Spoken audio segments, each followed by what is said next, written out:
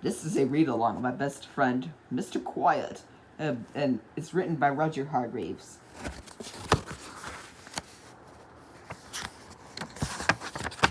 Mr. Quiet liked the quiet life. He lived quietly in a small little cottage in the middle of a wood. The problem is that small little cottage in the middle of a wood, in the middle of a country called Loudland. Everything and everybody in the garage in the Loudland was noisy. Oh, the noise.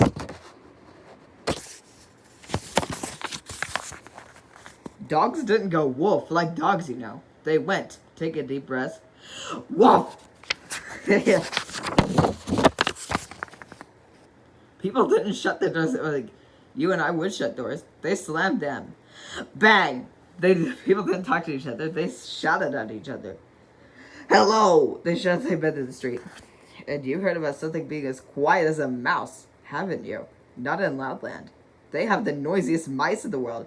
Squeak, squeak. They would squeak at each other. Mr. Noisy would have liked living in Loudland. He'd have loved it. But Mr. Quiet didn't. Noise frightened him. So he stayed in his cottage in the middle of the wood as much as he could. But of course, he couldn't stay there all the time. Every week, for instance, he had to go shopping. He used to creak in the grocery shop. Good morning, bellowed the grocer. What can I do for you? Please, whispered Mr. Quiet. Could I have some cornflakes, please? What? Cornflakes, please, he whispered. Speak up! Mr. Quiet tried his loudest whisper. Cornflakes. Can't hear you, shouted the grocer. Next, please. And he pulled Mr. Quiet out on everywhere without any cornflakes. It was a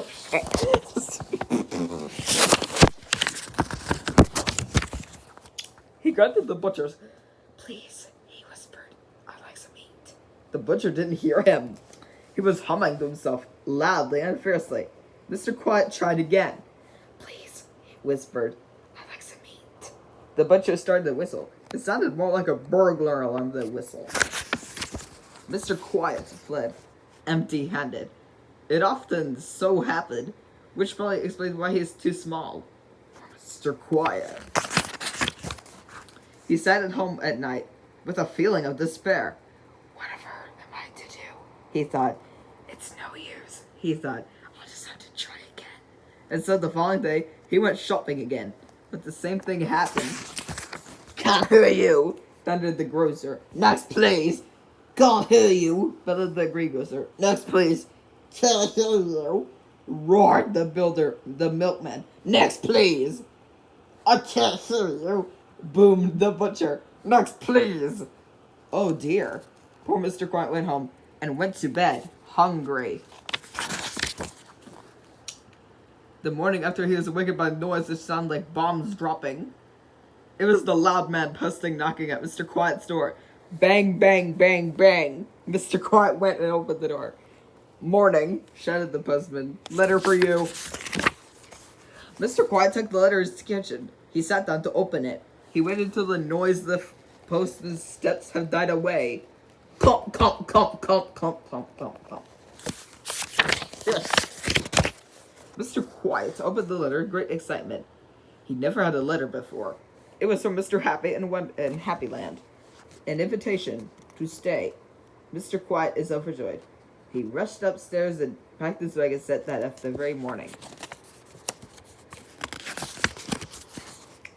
It was late when he arrived at Mr. Happy's doorstep. He knocked on Mr. Happy's door. Tap, tap, tap. Mr. Happy opened the door. Hello, he smiled. I thought I heard something. You must be Mr. Quiet. Well, don't just stand there. Come in and have some supper. It was the first proper meal Mr. Quiet had had for months. And while he was eating, he told Mr. Happy about the problems he'd been having in Loudland. Mr. Happy was the most sympathetic. Over breakfast the following morning, Mr. Happy told Mr. Quiet he would think about his problem. I think, he said, that under the circumstances you better stay here in Happyland. Mr. Quiet's face lit up. And, continued Mr. Happy, We'll find you a house, and, he went on, a job. Mr. Quiet's face dropped. I'm not very good at jobs, he confessed, because I'm too quiet. Ah, smiled Mr. Happy. I have the very job for a quiet chap like you. And so the next day, Mr. Quiet started work, and he loves it. Do you know where he works? In the Happy Lending Library. As you know, everybody goes to the library to be quiet, and only whispering is allowed. What a clever idea, Mr. Happy's, isn't it? And these days, Mr. Happy is as happy as can be. Why, only the other day, do you know what he did on his way home from work? He was so happy he laughed out loud. Can you imagine? Next, please!